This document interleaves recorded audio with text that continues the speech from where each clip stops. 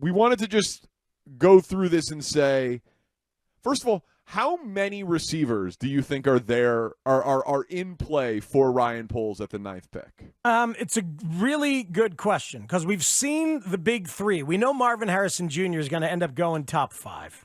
Yeah, right. I did not include Harrison Jr. in this exercise because we know he won't be there. And then we've got Odunze from Washington, 6'3", 215. Malik Nabers from LSU at 6', 200. And if both of those are gone, most people have figured that Poles would pivot at 9 and go to a different position. There's one more guy and maybe two more guys that could stake a claim to possibly being worthy of being up there. Although I have a bigger wide receiver philosophical question for you, if you don't mind. Well, sure. I mean, let me just answer the question that I asked first then. Okay. I think the group after Nabers and Odunze seems to be led by either Brian Thomas Jr., also of LSU, or Keon Coleman from Florida State. Mm-hmm. And I think it stops there. Yeah, but I don't think that either of them can be top 10 picks. I think Keon Coleman might creep up there. So, okay, the only reason that would be a pretty spectacular jump from a lack of production standpoint. And I know the reasoning, right? Like, he didn't have great quarterback play at Michigan State, transferred, didn't have great quarterback play at Florida State. But he had the worst quarterback play of all the guys we've mentioned so far. Well, yes, absolutely. The other two guys went to LSU, and the other guys played with NFL quarterbacks. Mm-hmm. But 50 catches, 658 yards, 7 touchdowns, 1 year of that type of production. I think he could be a first round pick. I think if Ryan Poles said Keon Coleman is not that much different than Malik Nabers or Odunze, I'd be just as happy getting him. I think that it would be almost a guarantee that he would trade down from 9 in order to get him. Yeah, maybe so. Maybe so, especially if he likes a couple of others. I have found myself, as we've been doing the research, and we both did a bunch of research last night on the wideouts, I have fallen for Keon Coleman. Did you see his – because all these guys have crazy film and crazy highlights. Mm-hmm. Did you see his catch against Syracuse? Absolutely. That catch is so ridiculous. Yes, it's a jump. I just tweeted it a little while ago. Did you? As to promote the segment. That we're doing so here. the one-handed catch over the middle where the ball's behind him. Yep. It is an extreme 10 out of 10 difficulty catch. Dino Babers, the head coach of Syracuse, said after that game, quote, "God was showing off when he made him." Unquote. Yeah, he's 6'4", a freakish athlete with crazy high degree of difficulty. Used to play basketball at Sparty. Played basketball for Tom Izzo. 6'4", 215, like you said, fast, long, and strong. Does need some coaching, So, but my goodness, there wasn't a lot of stuff that I could find on him that showed, hey, let me get open in a short area quickness. All of his highlights seem to be like posts, 15-yard ends, go routes. Yeah. You know what I mean? He's which is it's valuable, but doesn't have the most refined route tree. Seemingly seemed like a lot of it was, hey, you're 6'4" and fast, run deep. Yeah, some of it was, but I think he's got more from the stuff that I was reading, and I think he's got more refined skills than Brian Thomas. See, Brian Thomas, the other guy at LSU, 6'4", 205 with wheels, like a walking mismatch, but not that strong at the point of contact. He's one of those guys who's tall and you think he'd be a big-time Guwagi guy, and he's not a big-time Guwagi guy. Doesn't run great routes, has dropped passes. I didn't find a ton of negatives on Keon Coleman. The one thing that was going around about Keon Coleman was that he didn't win a lot of his 50-50 balls, But there was some mitigating factors for that go along with the quarterback not really putting it in the right spot for him, and he had a huge percentage of 50-50 balls considering, where the quarterback had put the ball. That was some of the stuff that I had seen. But I really like Rome Odunze and Malik Nabers a hell of a lot more than Keon Coleman, to be clear. So let's table, because Brian Thomas Jr. had more production, right? He led the NCAA in touchdown catches last year with 17. Similarly, was a basketball player. Similarly, crazy fast. Just had the 1 year of the big production, but a lot of it is deep balls. Also, not the most refined tape in terms of a route tree. Right. Rome Odunze and Malik Nabers. They're both awesome. I don't see. They're a little different. They are different, but they both are awesome. What I came away thinking was that Rome Odunze struck me as maybe a little bit safer, like a higher floor. There's no way he's not going to be good in the NFL. I'd be absolutely shocked if he wasn't a number one wide receiver, as a caliber of player. But Malik Nabers struck me as a guy who maybe slightly more boom or bust, but a little bit of a higher ceiling than Odunze, because some of his stuff reminded me, anyway, of catching a slant and going 60 yards, catching a wide receiver screen and going 50 yards. Some of his stuff reminded me of Jamar Chase and Odell Beckham Jr. Mm-hmm. Which is crazy speed. I see the Odell comp for sure. Young Odell. Nabers is the most explosive and the fastest wide receiver in the group in terms of what it looks like on the tape. The incredible acceleration. He's a yak monster, like you're talking about, because of that explosive speed.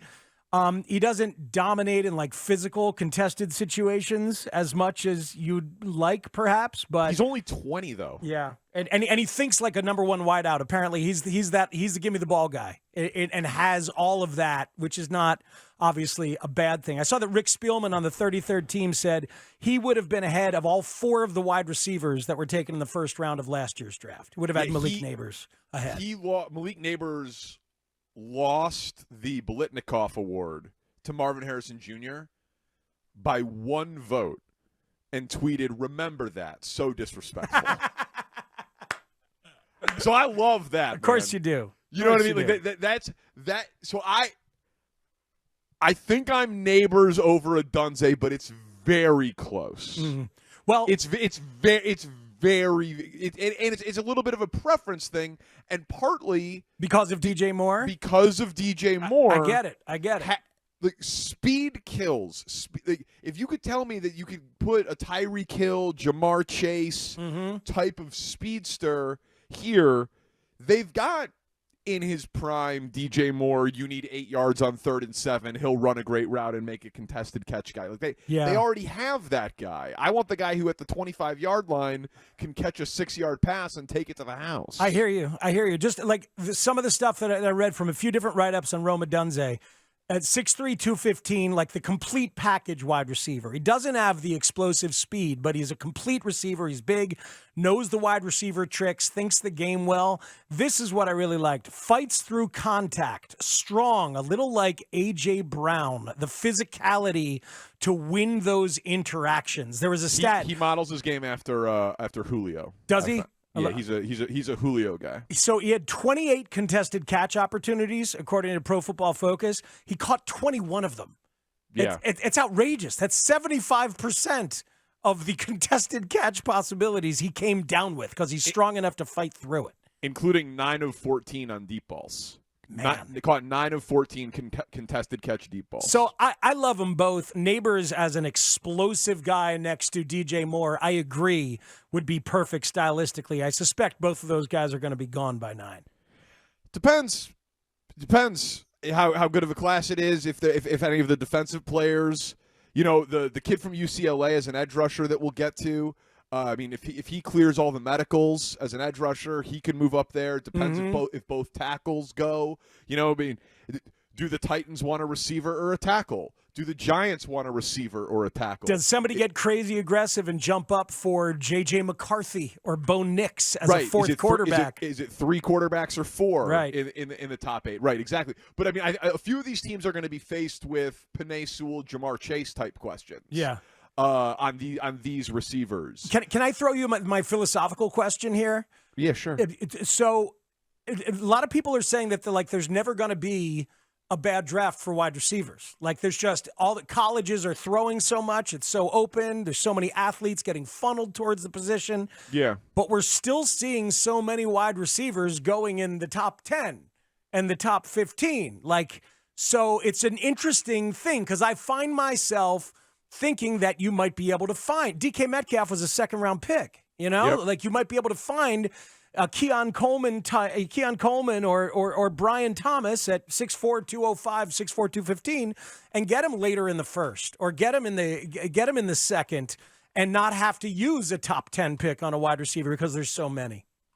So when the Bears drafted Jaquan Brisker, my argument was they needed a receiver so badly. We talked a lot about George Pickens. Yeah. And 4 of the next 6 picks were wide receivers.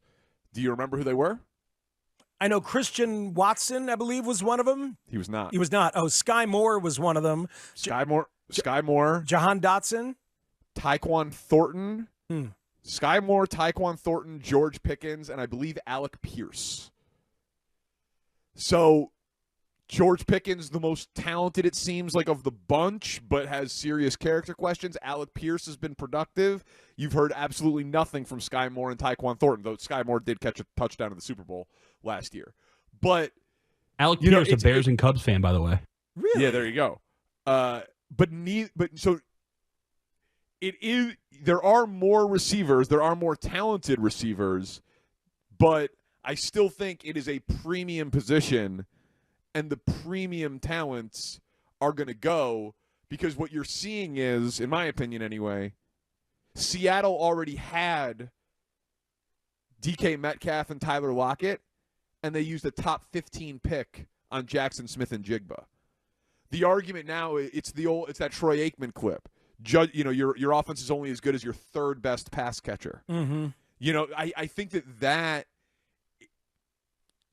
your point makes sense, but the Bears, they need a number 2 receiver. They need a number 3 receiver.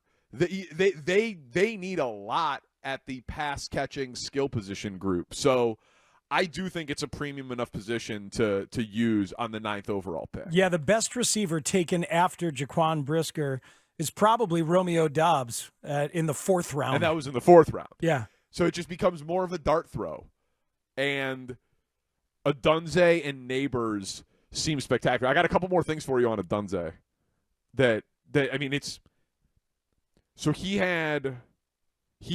Pro Football Focus only graded him with 3 drops on 140 targets.